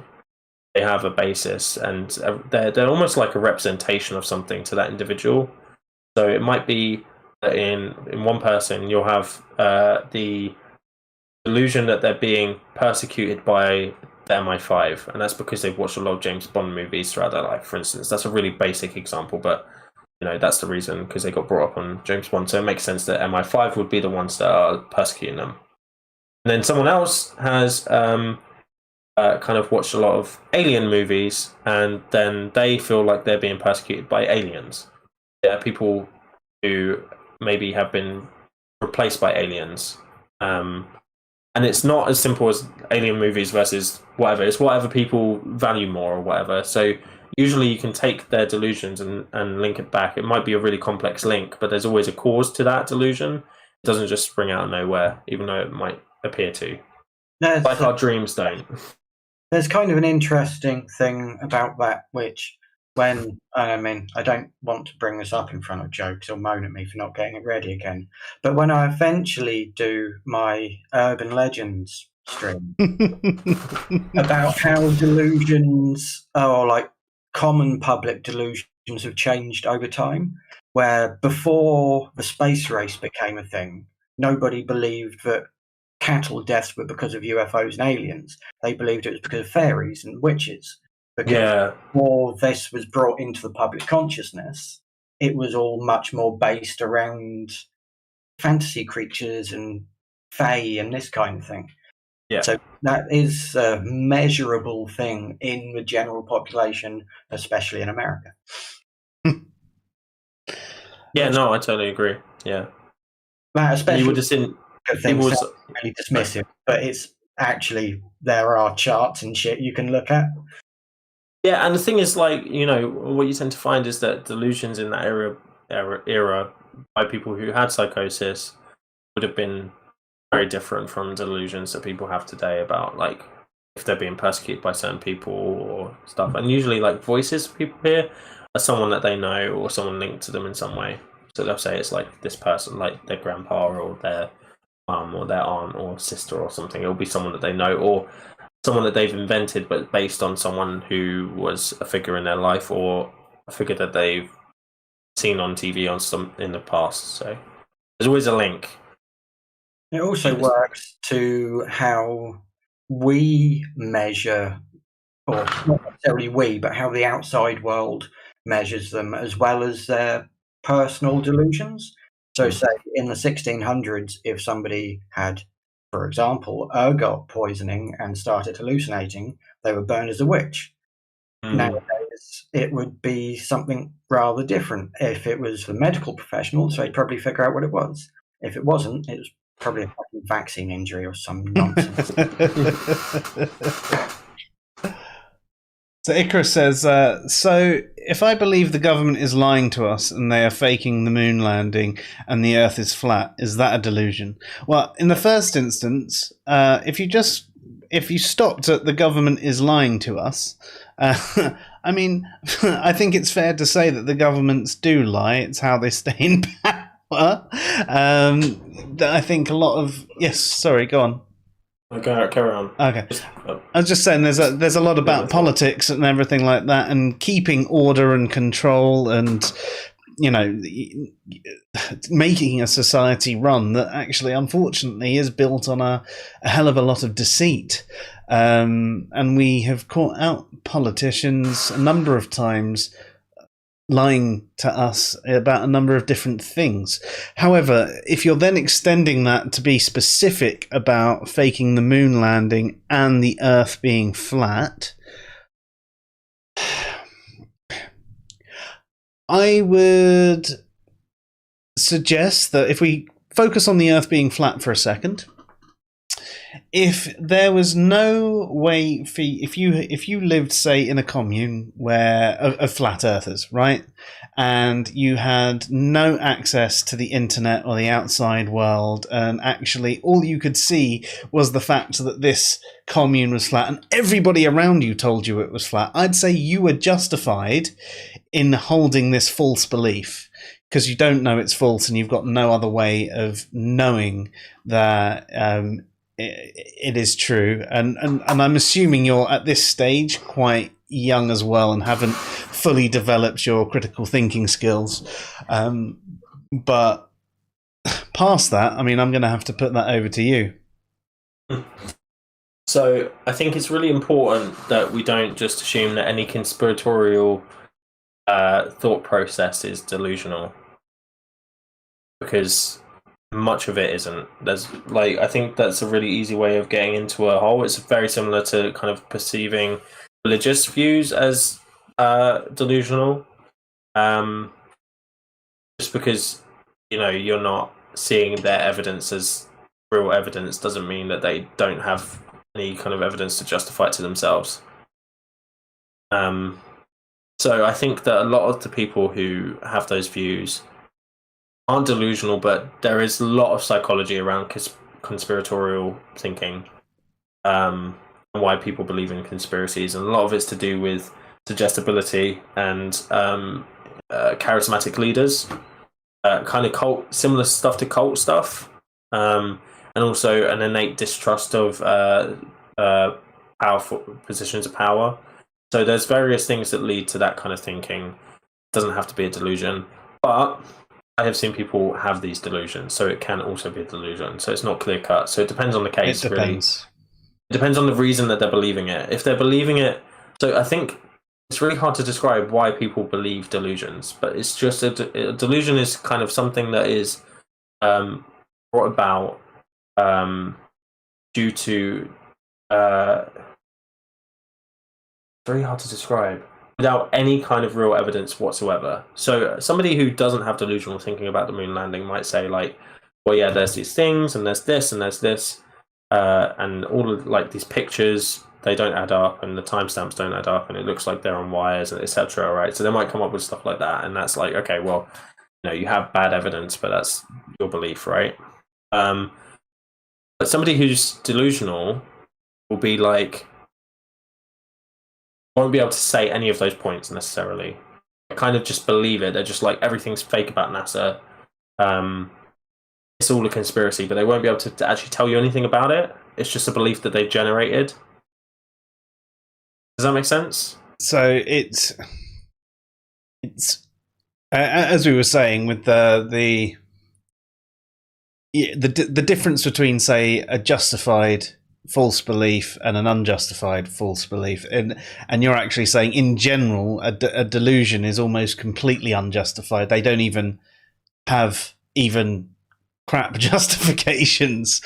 No, they just believe it because of their because of their psychiatric condition. It's just something like, I'd be like, my house is bugged. I'd wake up and think my house was bugged, or someone's been in my house but the door's shut, everything's in order, nothing's changed, but someone's been in my house. Yeah, there's no reason to think that.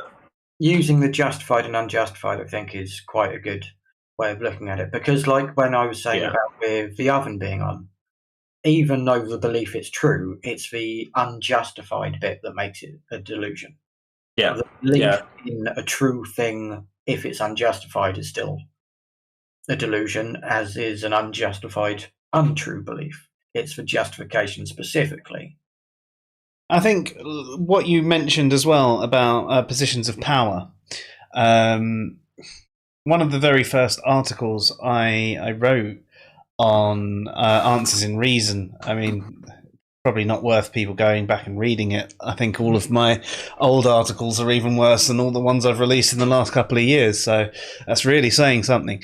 But it was about trust and the authority and the abuse of power, and how we are quite easily taken in by people that we have some form of respect or are in some position of authority. You consider as a child how easily led you are by people like your parents or your teachers and things like that. And it's almost how we're wired a bit to sort of take this authority. Sorry, go for it.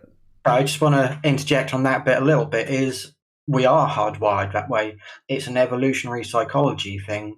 Back in Stone Age villages, we would listen to the old man with the grey hair because he'd lived long enough to be an old man with grey hair, so he knows what he's fucking talking about.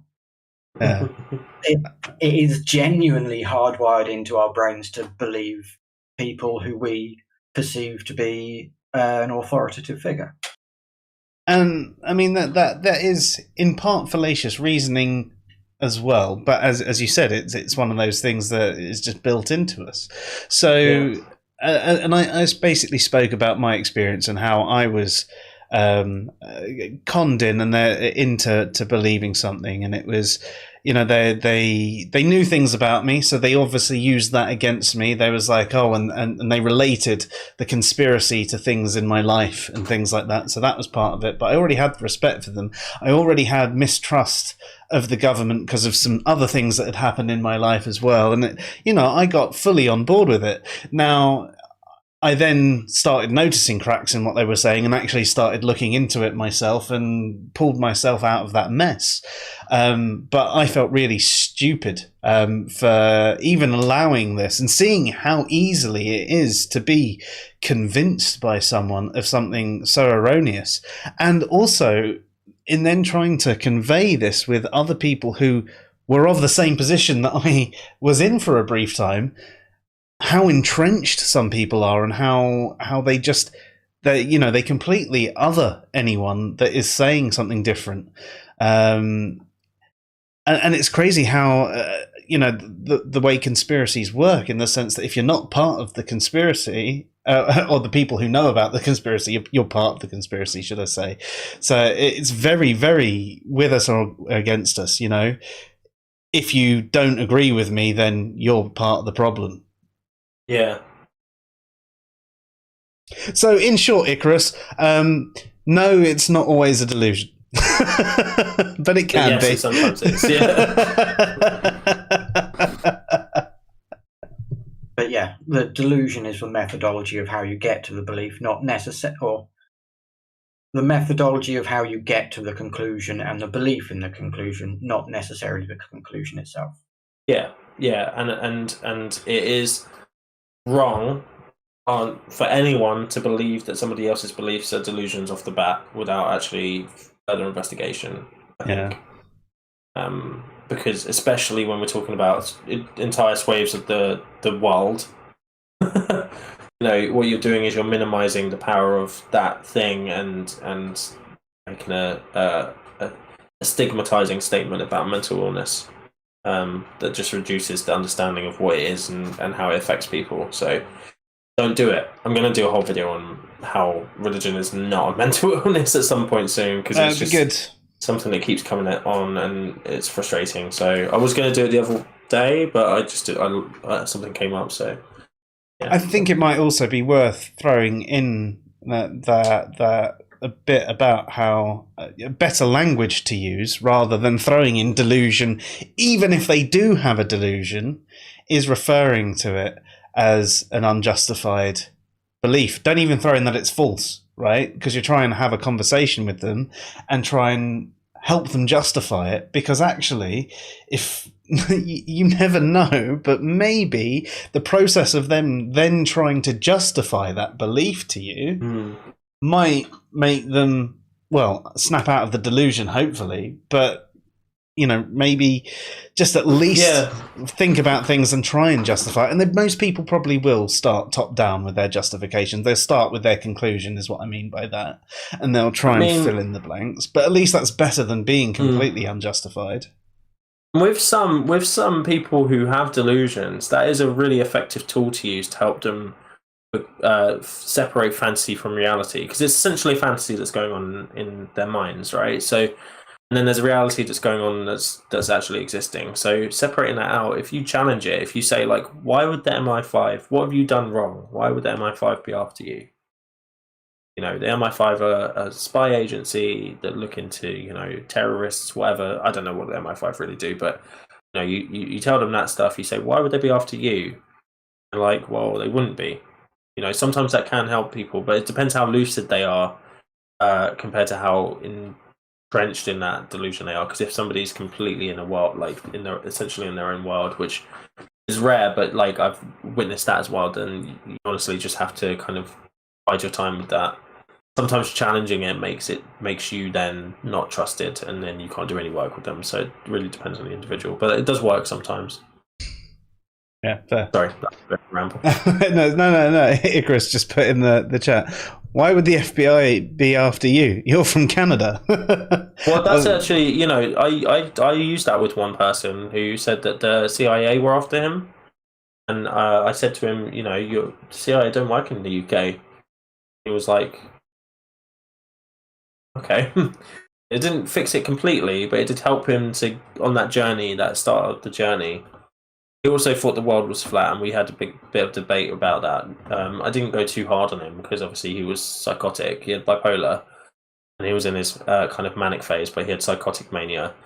And I discussed with him about, he was saying about how, it doesn't make sense. There's no curve, however high you go. There's never been a photo taken, and I was like, why? The question that got him thinking was, why would NASA want to tell people about the shape of the Earth? That's all I asked him.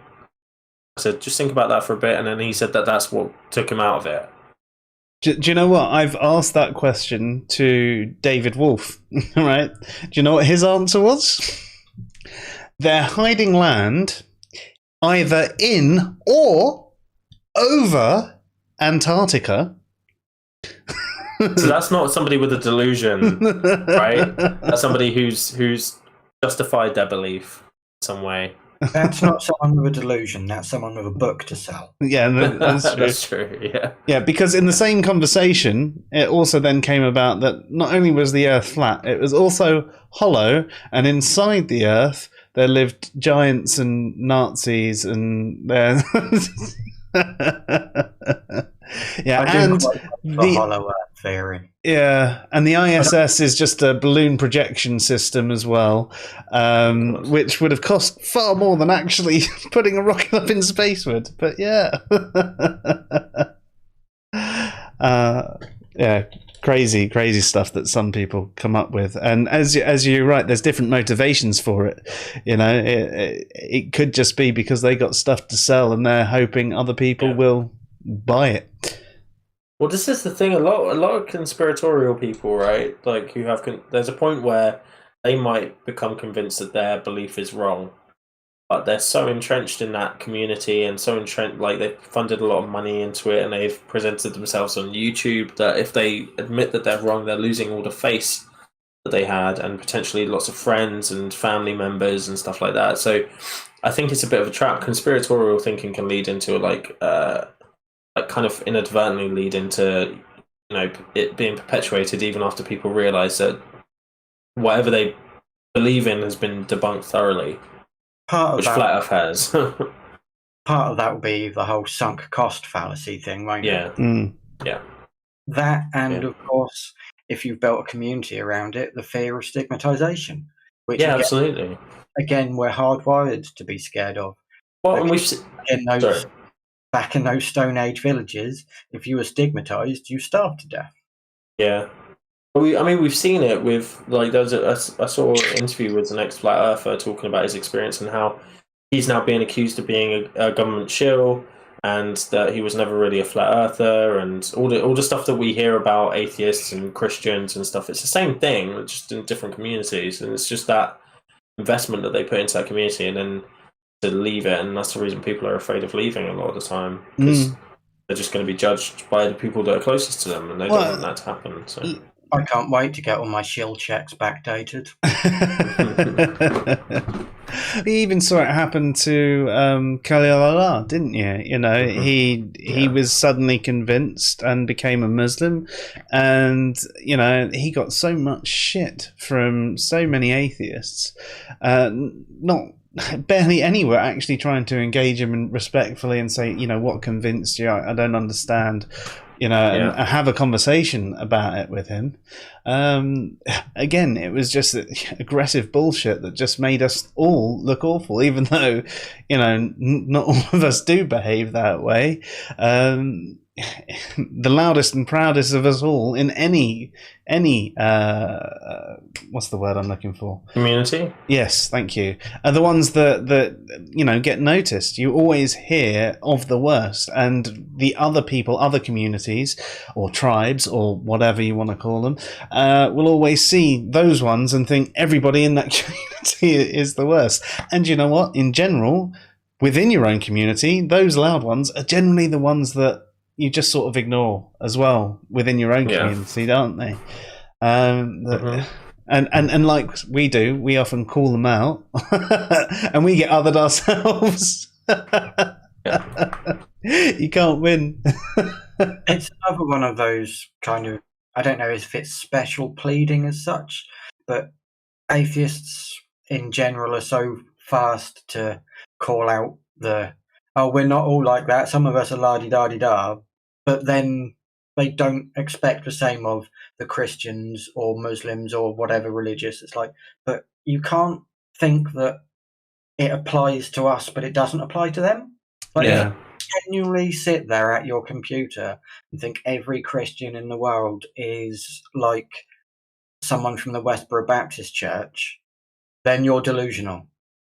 Yeah, and actually, I had that very conversation with someone on Twitter who was basically arguing against biblical literalism and saying, and he's like, okay, but that's actually quite a small percentage of Christians, especially in the world. I know there's a larger percentage in America, but it's still, the especially the why you say as well. Yeah. So it's like, well, no, because it just, and he just kept on hammering on, no, dinosaurs disprove the Bible, and this and this and this. It's like, okay, but you have to understand, most theists, most Christians take the Genesis story as a metaphor, as poetry, as they're not. Your argument works for a small brand, but no, it works against all because it disproves the Bible. well, no, not if the Bible's a metaphor. Then you'll get somebody like that who will then admit those parts of the Bible are a metaphor and use that in itself as a justification for the Bible being full of lies. Because metaphors are lies. Yeah, they are. It's true. Read it on Twitter. That's what Drax would say anyway. I mean, just bringing it back to superheroes. Well, speaking of superheroes, Icarus asks, did anyone watch Jessica Jones? And I did. I didn't like it. I really enjoyed the first season. Really, really enjoyed this first season. I mean, I love David Tennant. And I thought it was really, really good. The second season was all right. And I haven't finished the third season. I was so excited when it came back. Like, I was like, yes, yeah, this is going to be really good. And then I watched it, and I don't know, 3-4 episodes in, I think, and just like, no, I don't have the time for this. I was exactly the same. I think I got 3 or 4 episodes into season 3. It's like, nah, done. I find her too annoying. Fair. She annoyed me. Fair. I like her because, have you ever seen the TV show Don't Trust the Bitch in Apartment 26? I think it was. 3B or something, but yeah. Whatever it was. But yeah, she was in that. Isn't she? And yeah, no, that was incredibly entertaining. She's in Breaking Bad as well, isn't she? Yes, she dies. Spoilers. Well, we just got a spoiler from Professor Griff, which I think, if it's true, I'm going to hunt you down because that's savage. That's a savage spoiler. I'll get there in a sec. But if we're tying it into tonight's, Jessica Jones obviously suffers with alcoholism. Would you and PTSD? Would you say PTSD from the trauma as a child? And in fact, I would say potentially borderline personality disorder as well, because she does a lot of self-destructive behaviors. There's also a very good, and her attachment is really poor. really, really good graphic novel if you're interested in Jessica Jones to read, called Alias. It's a phenomenally written comic. Is that what the Alias TV show with Jennifer Garner is based on? Alias is the name of her detective agency. Alias Investigations. Because in the comic, she used to be a full costume superhero. Oh, right. I'm not going to go more into it than that because spoilers. So the spoiler alert, apparently it's not Abomination in Shang-Chi. So Yeah, you're saying Tim Roth's going to be in it, but not as Abomination. Is that... No, I don't think Tim Roth's in it. I think there's someone that looks like Abomination fighting... I forgot his name. Wong. But apparently it's not Abomination, so we're going to find out who it is, I guess. When it finally comes to streaming and I don't have to sit in a cinema with... Oh, I'm going to see it in cinema. the plague. I have to go, I'm afraid. Do you? Yes. Well, you're not allowed to. Tough. Well, okay. Have you got time for one last question from Icarus? One last question, yeah. What does David Tennant's character have, or is he just an arse? I'd say there's a bit of narcissism going on there.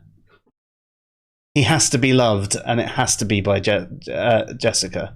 Wait, his power is to say to anyone... He's got ultimate control over everyone. His manipulation, extreme. Apart from Jessica, which is why he values her so much. It wears off, doesn't it? Because of her power.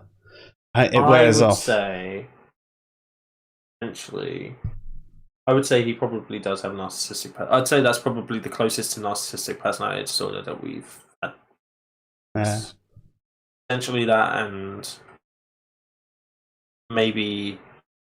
No, because he wants his attachment, doesn't he? Yeah, I'd say narcissistic personality disorder. Yeah. As we're not going to get time to touch on it properly, another example of superhero with delusions specifically, go and watch The Suicide Squad, and there is a specific scene with Harley Quinn where we get to see the world how she sees it, and so just wonderfully and beautifully done. Okay, cool. I want to see it anyway, so I look forward to that. Yeah, I'm not going to put any more spoilers than that, but there is a scene where you see how she's viewing the world, and it's just great. Yeah. Awesome. Okay, well, tonight has actually been really entertaining. I know we've segued off, as we always do, but we've stayed mostly in the realm of psychology, so hopefully we've kept you entertained as well. Thank you very much for you both joining us tonight. It was really good. Interesting takes on a couple that I hadn't thought about before as well. I tried not to do ones that I'd seen, apparently Spiderman has depression. I didn't agree with that one. Narcissistic personality disorder was obvious, what people were saying for Tony Stark. So I tried to go against what most people had seen. So yeah.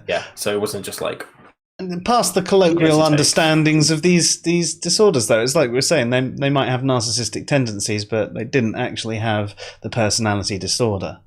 There was one thing I was hoping we could have touched on that we didn't, and you might be able to do a very quick 30 seconds on it, of the potential of superheroes with psychopathy, where you get, as we discussed before, firefighters.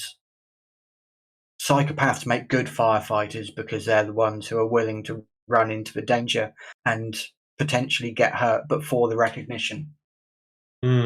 Obviously, for a superhero, that would need to be somebody who wasn't hiding behind a mask or viewed their secret identity as enough of a part of their main personality to not view it as a separate other. But I'm trying to think. I feel like there is a character that's like that.